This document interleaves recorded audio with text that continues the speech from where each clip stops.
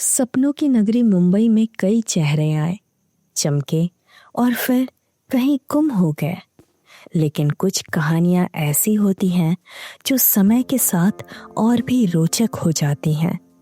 आज हम बात करेंगे एक ऐसी शख्सियत की जिसने सिनेमा के चकाचौंध भरे पर्दे से लेकर ज्योतिष के रहस्यमय आकाश तक का सफर तय किया। उनका नाम है कोमिला विर्क। शायद ये नाम आपके लिए नया हो, लेकिन 80 के दशक में ये नाम फिल्मी गलियारों में गूंजा करता था। कोमिला विर्क का जन्म 15 अगस्त 1953 को पंजाब के जलंधर में हुआ। बचपन से ही उनके दिल में एक सपना पल रहा था, चमकती दुनिया में अपनी पहचान बनाने का।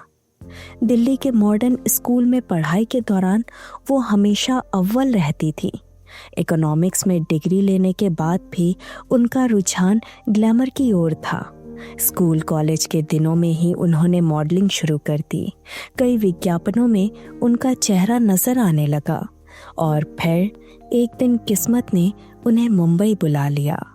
वहां पहुंचते ही कोमिला ने मिस बॉम्बे का ताज अपने नाम किया। ये वो दौर था जब उनके सपनों ने सचमुच उड़ान भरी। मुंबई में कदम रखते ही कोमिला को मौका मिला देवानंद की फिल्म इश्क इश्क इश्क में। ये फिल्म उनके करियर की पहली सीढ़ी बनी, लेकिन उस वक्त का बॉलीवुड बदल रहा था। सुनहरा दौर पीछे छूट चुका था और नई प्रतिभाओं को भीड़ में जगह बनाना आसान नहीं था। कोमिला ने हार नहीं मानी। उन्होंने खुद को बोल्ड और बिंदास किरदारों में ढाला। उनकी खूबसूरती और बेबाक अंदाज ने उन्हें वैम्प गर्ल की पहचान दी। फिल्म अधूरा आदमी 1982 में वो अमजद खान के साथ नजर आई।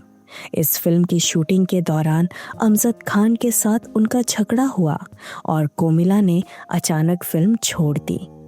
अफवाहें उड़ी कि दोनों के बीच कुछ गहरे मतभेद थे, लेकिन सच कभी सामने नहीं आया। कोमिला ने सिर्फ हिंदी सिनेमा तक खुद को सीमित नहीं रखा, पंजाबी फिल्मों में भी उन्होंने अपनी छाप छोड़ी। दारा सिंह की 1.25 लाख से एक लड़ाओ और वीरेंद्र की गित्ता जैसी फिल्मों में उनके किरदार यादगार रहे।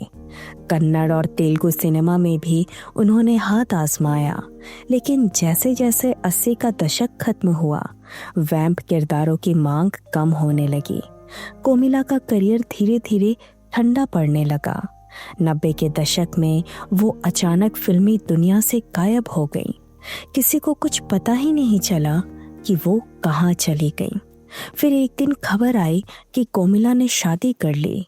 उनके पति एक ब्रिटिश नागरिक थे, जिनके साथ वो लंदन चली गई। मुंबई की भाग दौड़ और फिल्मों की चकाचौंध को पीछे छोड़कर कोमिला ने नई जिंदगी शुरू की। उनके पति ने उनके करियर को नई दिशा दी। लंदन में कोमिला ने एक हस्तशिल्प की दुकान खोली, जहां वो अनोखी चीजें बेचती थी। इसी बीच उनकी दिलचस्पी ज्योतिषी में जागी। उन्होंने वैदिक ज्योतिषी का गहन अध्ययन शुरू किया और 1995 तक इस क्षेत्र में महारत हासिल कर ली। एक दिन उन्हें ब्रिटेन में भारतीय ज्योतिष पर व्याख्यान देने का मौका मिला। वहां लोगों का रुझान देखकर कोमिला को अपनी नई राह मिल गई। उन्होंने ज्योतिष पर किताबें लिखना शुरू किया। धीरे धीरे अभिनेत्री कोमिला विर्क अब ज्योतिषाचार्य कोमिला सत्तन के नाम से जानी जाने लगी। सत्तन उनके पति का सरनेम था। आज कोमिला एक मशहूर ज्योतिषी हैं। फिल्मी दुनिया उनके लिए अब एक पुरानी याद बन चुकी है।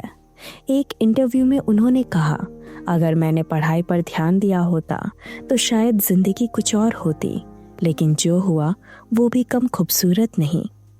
तो दोस्तों, ये थी कोमिला विर्क की कहानी, एक ऐसी महिला की जिसने सिनेमा के पर्दे से लेकर सितारों की दुनिया तक अपनी अलग पहचान बनाई। नीता मेहता की तरह वो भी अभिनय से अध्यात्म की ओर बढ़ी, लेकिन उनका अंदाज, उनका सफर बिल्कुल अनूठा रहा।